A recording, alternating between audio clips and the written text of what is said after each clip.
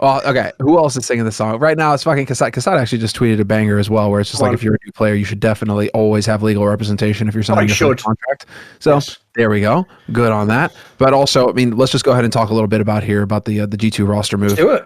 Because that is JKS, but also, so Kasad and Maui weighed in on this, saying that Kasad thinks that it's a perfect fit as far as JKS is concerned, that he's just going to fit into the roster because he can play all the teams. And if anybody knows JKS, it's Kasad, considering the history there, years of working together. Maui also chiming in saying that that's good. But all right, so the JKS move, interesting. Another rifler, just there to back up Hunter, there to back up Nico. He's the closer now. He brings that element to the team. He can definitely lock it down. But then that does kind of shift that window over to open it up to say, okay, who is going to be the entry guy if Jax is going to be left out in the cold on the bench looking for a new team? And rumor has it that it's HooXi, because so the news is that HooXi is looking like he's going to be joining as the IGL for G2, because the roster was submitted for the Blast fall that's about to kick off here after the player break, and they included JKS and HooXi on that roster for G2. So that's the leak. That's where we're going off of here with the HooXi deal, because nothing official has been announced yet. But what do you make of HooXi? Because I think we spent some time talking about JKS. We know that he's capable. We know that he's hungry. He's spent months out in the wild now. He's never going to try as hard on any team ever as he's about to try on G2 right now.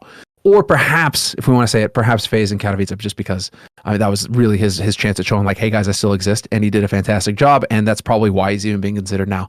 But this is going to be his golden opportunity, JKS, and I think he's going to kill it. I think he's going to knock it out of the park. What do you think about this HooXi pickup? Because that's completely out of left field for me. Never saw that one coming. And this is where I don't understand what the rhyme or reason is to how G2's running their operation. Okay, cool. I can't even believe, by the way, when you make an announcement like this, in my opinion, obviously it's not the official announcement yet, but when you announce this player, if you're G2 and you want any respect, you should start announcing who decides these players join. Like, is it Carlos? Does Nico decide? Does Extaz join? Something's dodgy here, man. Like, these don't make any sense. How can Alexi B be rejected, but HooXi is what you're desperate for? Like, here's the thing. I think it's whack back in the day when Nico didn't want Carrigan, but he wanted like Exist, who was washed. But at least Exist was a legend. HooXi's who? Like, isn't HooXi just a worse version of Alexi B? Now, here's the thing. Stylistically, they're very different IGLs, which apparently it seems to me is why they've signed him. Because as you say, it sounds like they want HooXi specifically to be like an entry IGL and to take some of the roles that they're having a hard time fitting into the team. Because even though I've mocked them, they do seem to have some sort of bizarre psychological, in my opinion, like barrier against moving Nico and Hunter's roles. Like, they just say it over and over again. They're all overlap, but they're all overlap. It's like, mate, you haven't got great players right now. So I wouldn't worry about role overlap. I'd get the team together first, but okay. So obviously they're the precious players who cannot be moved and must maintain their spots. So from the sounds of it, like when I've seen HooXi play in Mad Lions and then more recently in the Copenhagen Flames team, it does look like as an IGL it might make sense, the tile that they're going for, especially because they're going to need someone aggressive since they're getting JKS, who's more on the passive side because he's more of a lurker. But even then, quite frankly, I actually thought Semmler, when they put JKS into the lineup for FaZe instead of Rain, when Rops was in the lineup, when later in the tournament, actually you saw JKS play some entry. Like, he seemed half decent at it. He did his job. Ran in like a soldier. So I think you could definitely mix it up. I don't think it's as simple as like, just I only do this and you only do that. You can have a bit of freedom on this. So I think the moves are good. I'm just a bit puzzled. Like, I don't dislike the moves. I'm just puzzled as to how, like, what was Alexi B so bad at that HooXi's the answer? That's the part that I find a bit weird. And also, I'll just say this as well. If they had any complaints, it's one of the main things G2 fans never shut the fuck up about that Alexi B not having good fragging.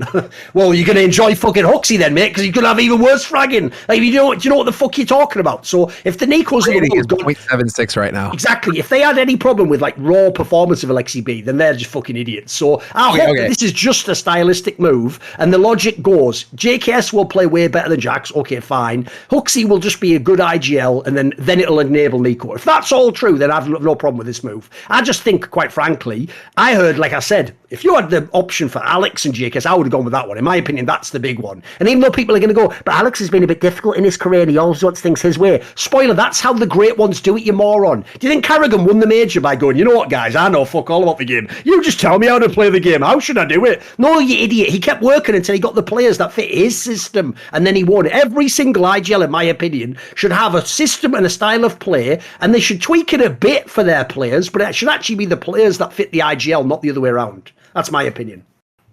What I'm curious about that is that you just nailed it there in the sense that this could be also just like the most backhanded throw on Alexi B in the sense that, you know, you're replacing me with who?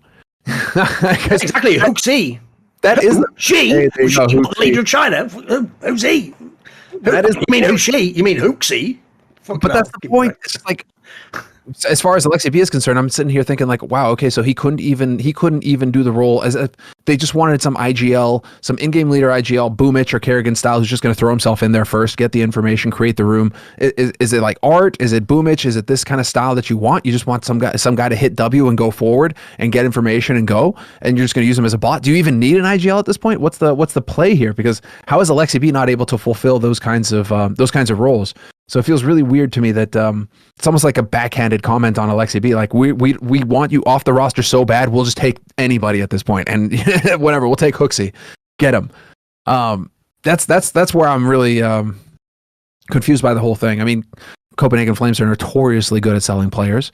I imagine also that he's probably not going to cost much. Like there was be cheap as well. Dude, yeah. CS Leaks, dude, that fucking Twitter account is fire right now. But they got one out, right? It's like the Babylon Bee, just yokes. But they got one out where it's like he's riding around like a little cardboard boat or something. The CEO of Copenhagen Flames after selling HooXi to G2, and it's like solid. You're not gonna get a yacht off of that guy. You're gonna get like the little optimist, just putt around the bay.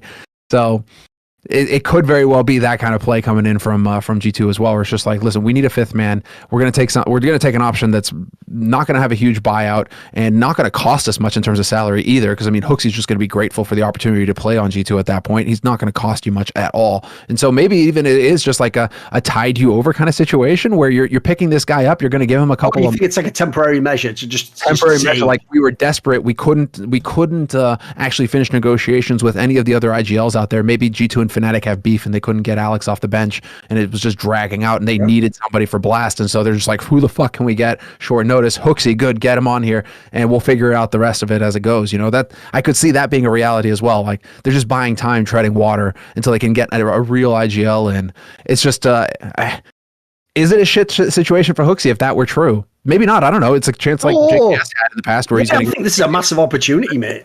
Like, put it this way, even if this doesn't work out, in my opinion, it's more like what it looks like. Like, if it looks like it's his part's half decent and he adapts well and they have like a couple of maps they get good on, like, even if you don't stay in G2, that gets you a different team, in my opinion. Like, that's where you could maybe get, like, one day you could be in a heroic or something if it works out. Sure, exactly. Yeah, because I mean, or an OG or an ENS or something like that. You know? Had terrific stats on Na'Vi. He just had fucking. And it's the same thing with HooXi. I mean, he needs to do a bit better than 0.76 rating. Holy shit.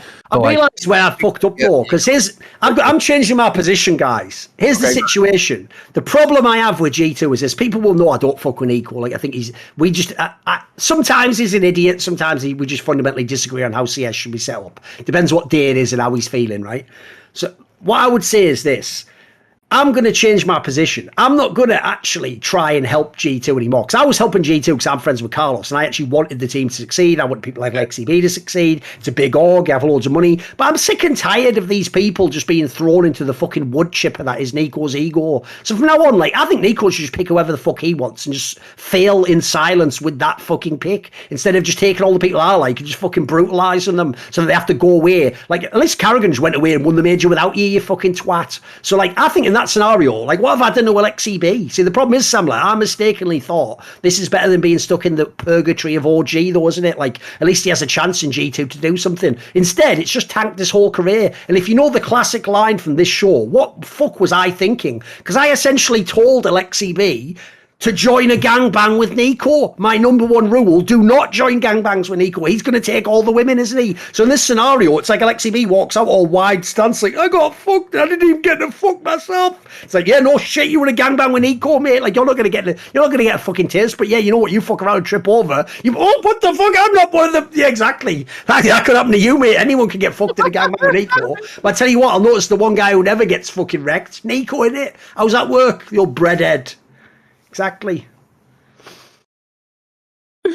Do you think this is all Nico pulling the strings here back? Like, who in an ideal world do you think? By the way, that's the part I can't handle. Because first of all, Alexi B, the joke is, should just go back to OG. They've actually got the stars now that could accommodate him and make him really good. But actually, I really do think this. Where does Alexi B go? Because I saw this happen on Twitter. Khan or Reddit, maybe. I think it was maybe Reddit. Khan actually came out and said that they had talked to Alexi B, but they weren't planning on bringing him to Fnatic. There's the other thing as well. I also wanted the Alex move because I thought, look, if it doesn't work out for either of you, just swap IGLs. They're both good IGLs. Alex and Alexi B, different styles, but both promising IGLs that have had time at the top. In my opinion, also it's a way to reboot the Fnatic project. There's that as well. Want to see more cool, funny, interesting clips based on topics from my content? Well, subscribe to this channel then, or, be a pleb and don't.